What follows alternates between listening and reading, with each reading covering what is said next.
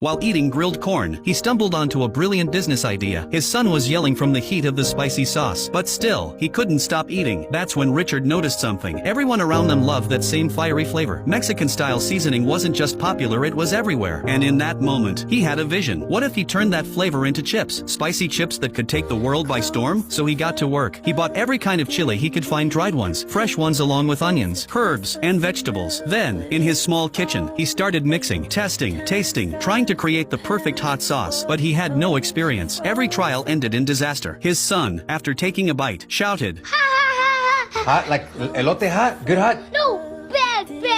Still, Richard didn't quit. While big factories were faking heat with artificial additives, he insisted on using real, raw ingredients to get that deep, authentic Mexican flavor. He blended fresh chilies with onions, cilantro, and traditional spices. He even invented a hand-cranked drum, just to make sure every chip was evenly coated in sauce. He tested every pepper in town again and again, and finally, he nailed it. He handed a chip to his youngest son. The boy hesitated, took a bite, and blurted out, Burns good or burns bad?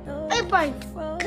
That was it. Right there in his kitchen, they had created a legend. The world's most iconic snack, Flamin' Hot Cheetos, was born. But here's the twist. The man who created this world-famous snack was just the janitor. Richard wasn't a food scientist. He wasn't an executive. He was the guy who mopped floors in the very factory where those chips would one day be made. Richard had grown up poor in a Mexican-American family. As a kid, he brought homemade burritos to school. His classmates laughed at the smell and teased him. When his mother found out, she didn't back down. She packed him extra burritos and said, "Share them." So the next day, when the teasing started again, Richard stayed calm. He offered one of the kids a taste and pretended to take a big, delicious bite himself. One bite later, the teasing stopped. Another kid reached for a burrito. Richard stopped him and said, 25 cents. he didn't just win respect, he made his first sale. Word spread. Soon, he was selling burritos to half the class, and his piggy bank started to fill up. But life wasn't kind. Because of his undocumented status, Richard dropped out after elementary school. With no education and no path forward, he bounced from job to job, doing whatever he could to get by. Eventually, he landed a job as a janitor at a snack food factory. It was his first real job, and from day one, he made a promise to his supervisor, "I'll be the best janitor you've ever had." Even though the job was thankless, even though there were only 2 people in the department, Richard worked with passion and pride. Soon, he became fascinated by the factory machines. In his spare time, he asked engineers how they worked. Most ignored him. He was just a janitor, after all. But one engineer, Clarence, at least responded politely, until Richard asked how one of the machines actually functioned. Clarence's face changed instantly. Those details were top secret. A coworker jumped in to smooth things over. Later, over lunch, that coworker explained how things really worked around here. The cafeteria said it all. The first row? Managers. Well-paid. Stable jobs. Great pensions. Next, floor supervisors, decent money. No security. Full responsibility. Then came the engineers, skilled, proud.